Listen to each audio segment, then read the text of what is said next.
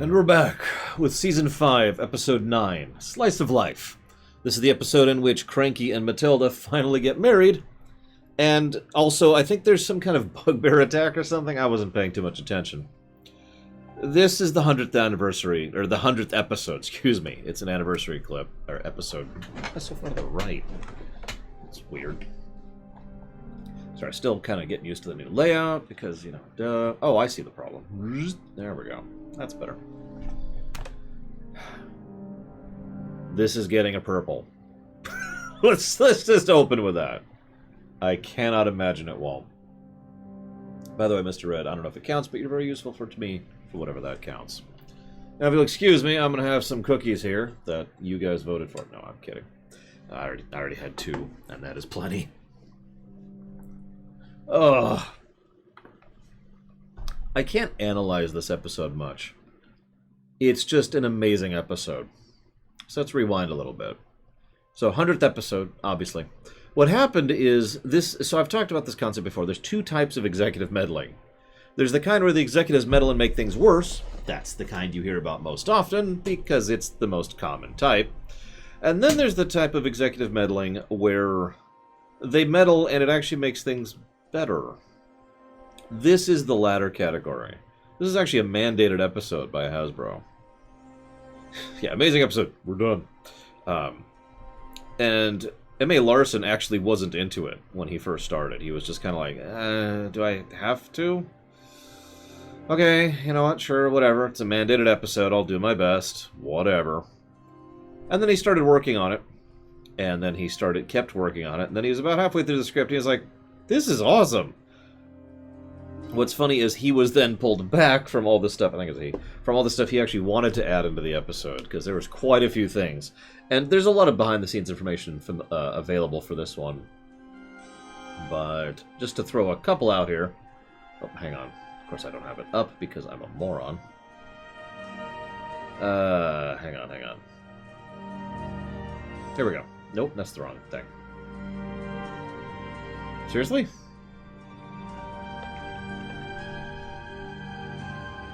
There we go. They were going to have a background gag while Celestia and Luna were arguing of some of the guards just kind of making fun of them, like, in the background while they were doing it. They were going to have, DJ Pones was going to have a speaking role, however, Hasbro put the kibosh on that one. Flash Sentry was going to complain about nobody likes him, haha. The Doctor was going to go into Rarity's house and see Opal sitting on top of Tom. Remember Tom? He would even say hi to Tom. There was going to be a thing where background ponies walked into other background ponies who were recolors and just be like, well, this is awkward. There's going to be a thing where Gummy was going to have a French accent. There was going to be a thing where there was going to be a whole swarm of changelings attacking the town. They were actually going to bring in David Tennant in order to voice Dr. Hooves. They didn't do that for 2 reasons. 1, because they wanted to be able to voice him later, and 2, because they couldn't get a hold of Mr. Tennant. And the childhood trauma the Doctor went through was he couldn't figure out how to bowl very well. Poor Dr. Hooves. Also, while we're at it, I'm just going to link this in chat. I don't feel like linking on screen, but they actually... There we go. They actually did their work when it came to the formulas that show up when Dr. Hooves was doing the bowling thing, and you can see it right there. They did a lot of little details in this one. So many little details I couldn't possibly do that. I'm glad you still ended up ahead, exclamation mark. I hope you had fun, too, period. I tend to really like Lower Decks episodes like this, and I'll talk more about why in a minute. So let's move forward with the actual episode. So, Cranky... There's actually a nice picture of Cranky being at Twilight's coronation when she was becoming Princess Twilight, so that's cool. And we find out that the wedding... Oh my god, the wedding is today! I know fiction is just kind of loose, but why didn't they have everything ready to go already? Like, at one point we find out the flowers aren't even in yet for a wedding that was supposed to happen tomorrow. And yet they thought was happening today, so why aren't the flowers there? Never mind arranged. I know. Ponyville incompetence. Whatever. Yeah, I saw him grabbing Rose Lug, too, at the end there. So Derpy shows up and actually speaks, which is awesome, voiced by Tabitha St. Germain, which is also awesome. We also have a pretty clear distinction of you get what you pay for. And then probably the best part of the episode happens. And hear me out, because what happens is Twilight goes running by at full tilt, and the camera's following her. And the music's like dun dun dun dun dun dun dun dun dun dun. You know, it's hang on. It's give me a second. Where'd I put that playlist? So it's like, you know,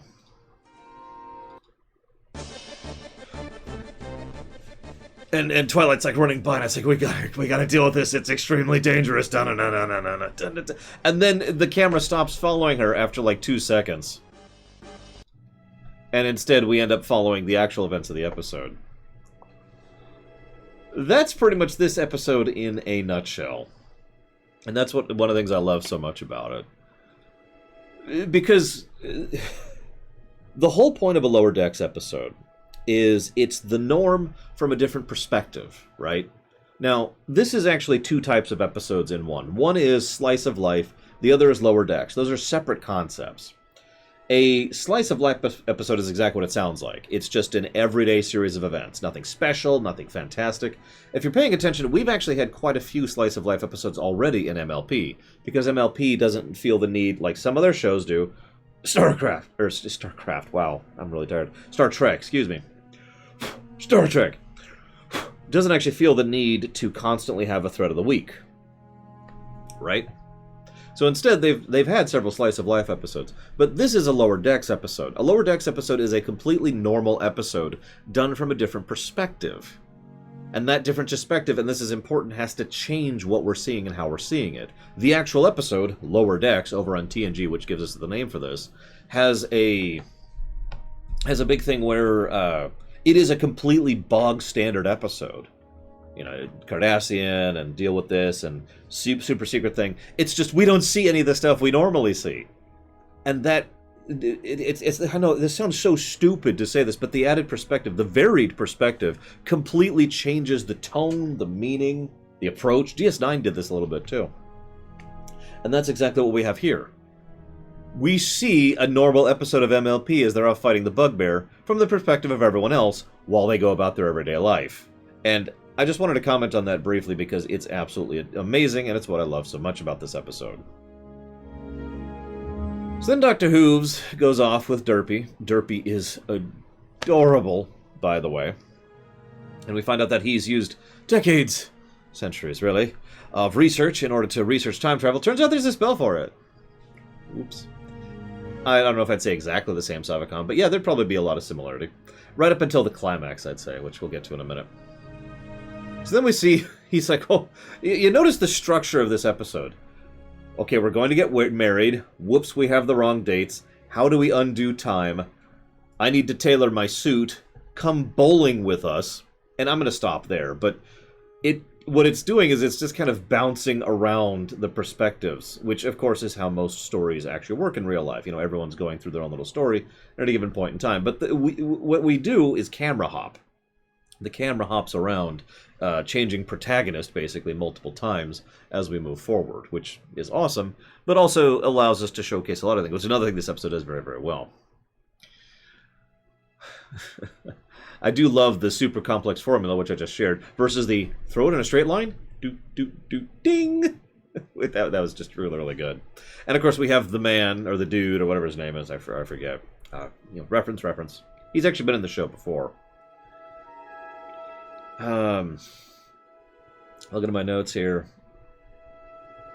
Meanwhile, so moving forward, the next bigger thing that happens, this is great. Do we know what they're on about? The whole crowd is there, and they're all watching the main 6 huddled together arguing or discussing something, and they're like, do we know what it's on about? Well, given the way they're huddled, I'm thinking it's either a friendship problem or a monster attack. Oh, it can't be a monster attack. I still have to compose the music for tonight. Don't worry. It'll probably be a friendship problem, and they'll solve it in 30 minutes.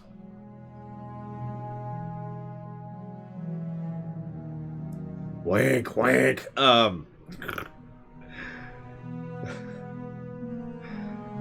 This, of course, then leads to the bugbear attacking. How am I going to practice with a monster invading? No! And there's so many lovely details. At this point, I'm just pointing out the details, really. We see Amethyst Star is already organizing in the background. She's already distributing. And you get the really strong impression that every single time someone attacks Ponyville, Amethyst is there. Just like, hang on, you go here, you deal with this, you start fixing this, you grab the debris over here. Just organizing the relief effort while the main six is off doing the main thing, right? Just the impression you get very strongly there. And of course, no one's asked me to organize things ever since Twilight came to town. I got this! And yeah, this is definitely a Ponyville Destroyed. When we first invented the Ponyville Destroyed counter, this is actually one of the first things that came to my mind as far as Ponyville being destroyed. Well, the mayor isn't really good at mayoring. Well, I guess that's debatable. She's good at officiating. Meanwhile... No. There's... what they do is they keep doing a segue. It's actually a bridge, but they keep segueing between scenes by using the main plot, if you could call it that way. I'm saying this wrong. Every time they need to bridge in between one of the scenes of what's going on, they cut back to the fight with the bugbear, and then the fight with the bugbear is moving along, and then we see Derpy over here, and so the camera stays with Derpy. And then the camera follows the fight over here, and then the camera stays with, what's the next one? Oh yeah, Bon Bon and Lyra. Stuff like that. They keep using the bugbear as a segue in between the actual scenes, which is just hysterical and brilliant and awesome. But there's this broken stem on one of the zinnias. No! The overreacting ponies, which, of course, they overreacted before, so continuity. By the way, I tried to keep track of the continuity ones in this one. I failed. There's so many continuity points. Not even just references. There are so many continuity points in this episode. I may have to actually spend some time later, separately, to sit down and actually write down all the continuity points that really count for the continuity counter. It's going to go up a lot, is what I'm trying to say. Either way, that lends to Lyra and Bon Bon. What is it this time? Some creature from the Everfree Forest? Nope, it's Special Agent Sweetie Drops. An anti-monster agency run from Canterlot with direct reporting line to Celestia herself.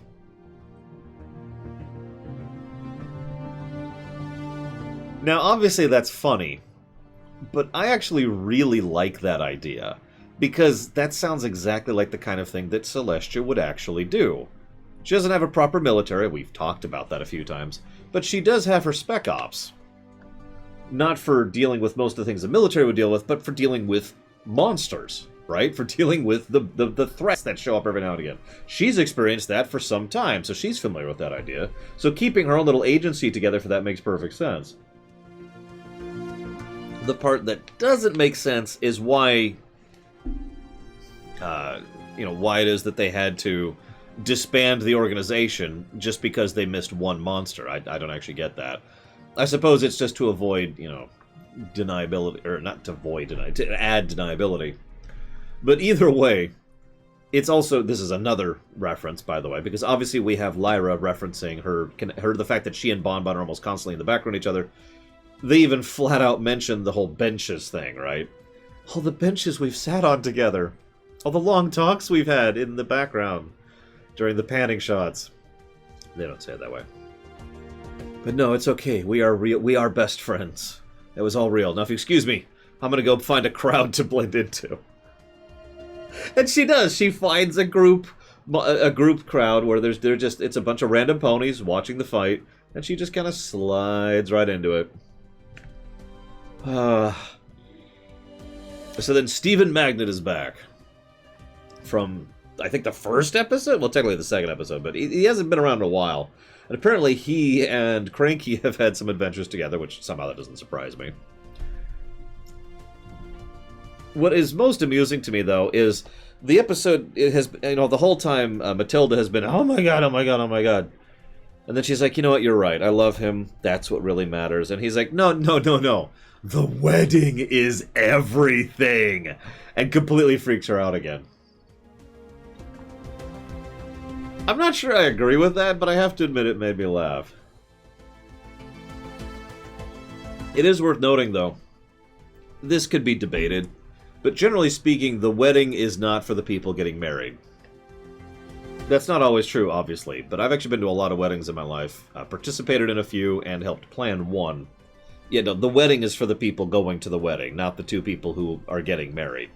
Especially since, statistically speaking, most of the time they have already been legally married, one way or the other, via other methods.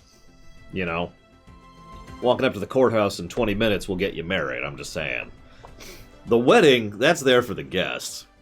So I'm actually kind of with him on that one, but the way he says it is so terrifying. Anyways, so yeah, then we have the Two-Face home. That's what I wrote it down in my notes. The Two-Face home for DJ Pones and Octavia.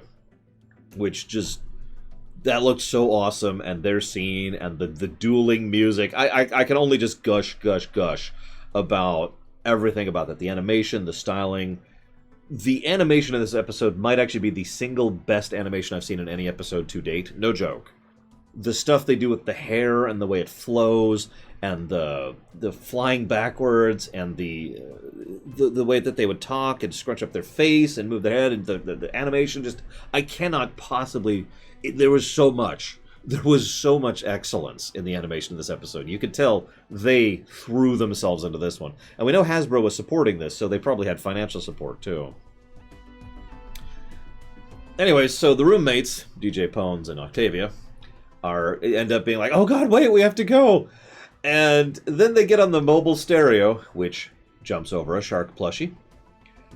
And what I love best is, obviously the next scene is just a bunch of ridiculous silly, but if you're paying attention, basically all of the... How do I phrase that? Yeah, the Twilight Cane was there. Basically all of the... How do I phrase this? I know how I want to... I know what I'm thinking of, but I don't know what the words are. It's been an interesting morning. In a video game, each of the characters have a sprite attached to them. Sometimes it's a 3D sprite, sometimes a 2D sprite. But that's their sprite set. And so, when it comes to those sprites, you have so many of them.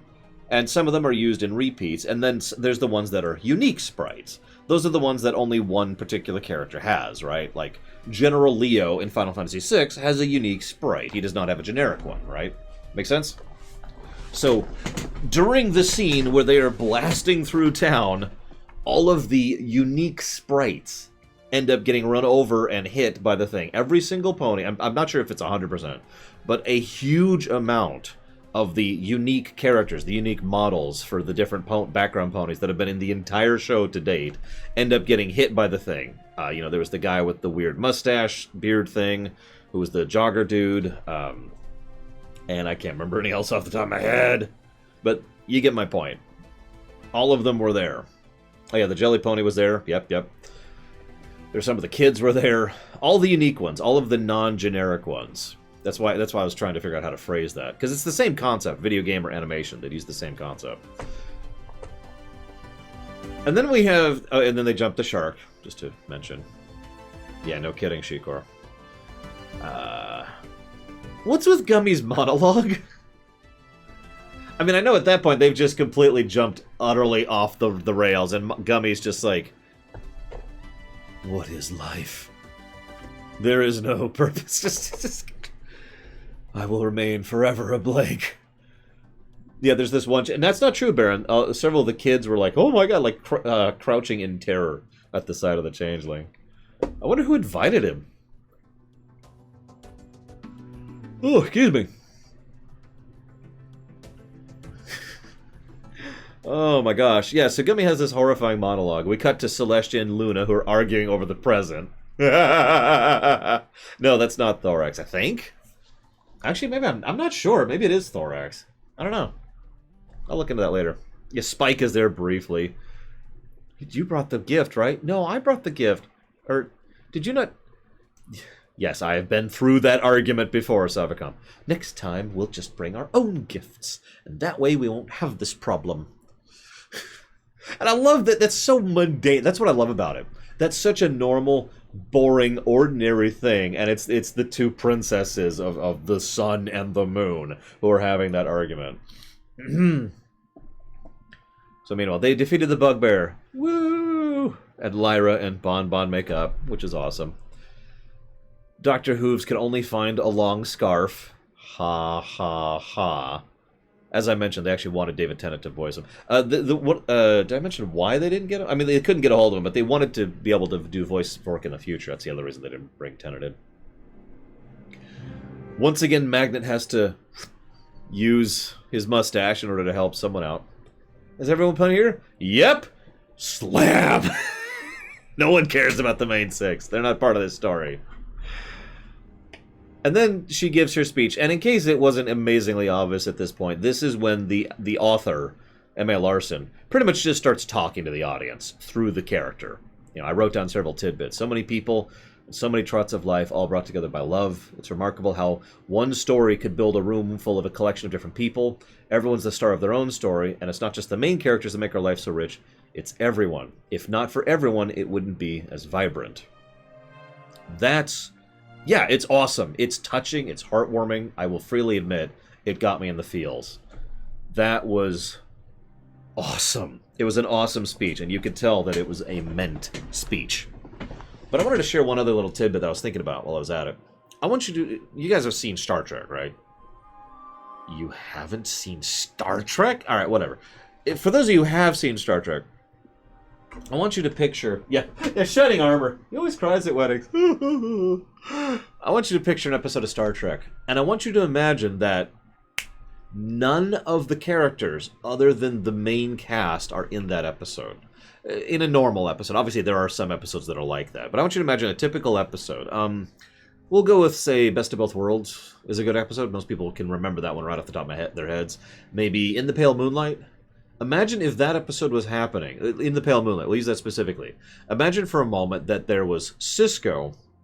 I suddenly can't think of his name. Oh my god. Garrick. Cisco, Garrick, and let's say Bashir and the Romulan. And that's it. Maybe Quark. 5 characters. Imagine for a moment that those are the only characters in the entire episode for a second.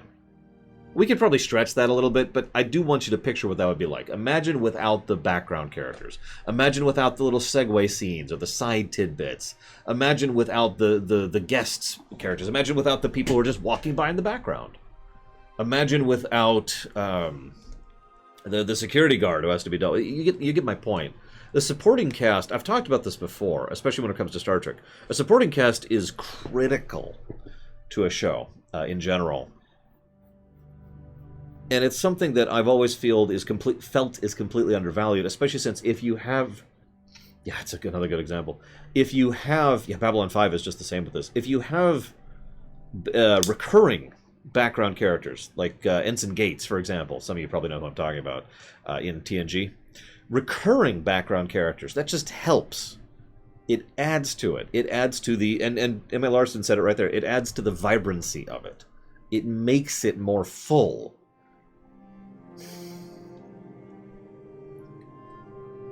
It would still have the core of the episode, but it would lack the flavor of it.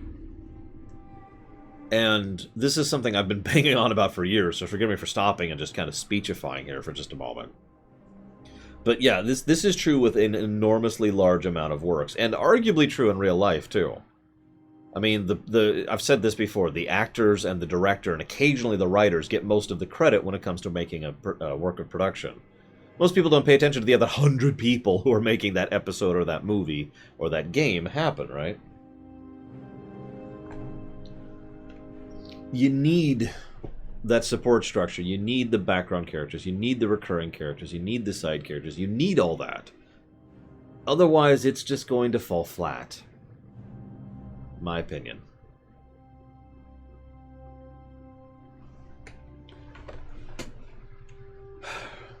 Oh yeah, during the bit, one last thing here that I'm going to chop off for this episode. There's this bit where they're racing through town, you know, with the song playing, with the bumblebee playing, and there's this bit where it starts cycling through all of them as they're like flying through the air right before it does Gummy's monologue. I noticed something, and I decided to look it up. For one frame, this shows up. Now, I don't know who these people are exactly, but they are apparently people who work on the show, who are staff members. For one frame. And it caught my attention, because, yeah, duh, of course it did.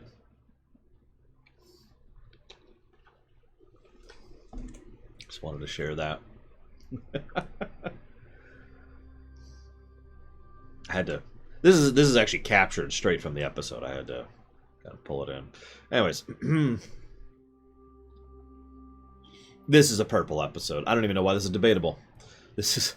If anybody would like to argue this down from purple, please feel free. And you're wrong! No, I'm kidding. I'm kidding. By the way, this is ridiculous. I'm looking at M.A. Larson's episodes. And he's just ridiculous. I don't even understand what I'm looking at. We have Return of Harmony Part 1 and 2. That's the Discord. Luna Eclipsed. Why does it say Lunar? Luna Eclipsed. There we go. Which is the big Luna Halloween one. We have Magical Mystery Cure, which was supposed to be the series finale. We have Cutie Map Part 1 and Part 2, which was the amazingness there. And we have Slice of Life. That is 6 purple episodes by M.A. Larson. He also has It's About Time, Ponyville Confidential, Magic Duel, and Cutie Mark Chronicles, which are reds. Now, I mean, it's not everything he does isn't a hit. There's also 3 greens I have on there. From him, but just wow. What the crap. That is a hell of a resume. Anyways, now that I have everything set up properly and I don't actually have to worry about setting everything up, I'm just going to go and watch the next episode, which is Season 5, Episode 10, Princess Spike.